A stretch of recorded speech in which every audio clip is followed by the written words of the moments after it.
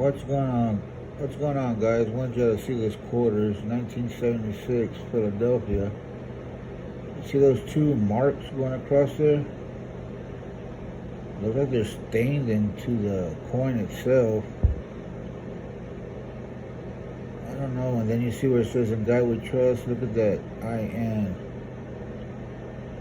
But what I like the most is in the back.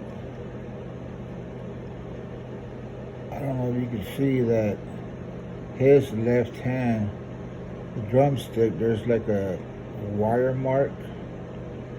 See it right there?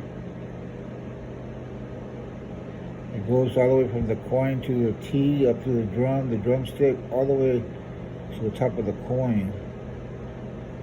Looked like a wire was, maybe, there you go, was stuck in there or something. There you go, guys.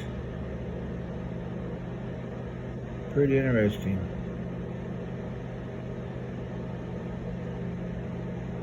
I don't know, this might be that coin we're looking for. There's those two marks. The IN looks okay, just the eye that looks kind of tricky. I don't know, guys. Let me know what y'all think. So 1976 Philadelphia. Thank you.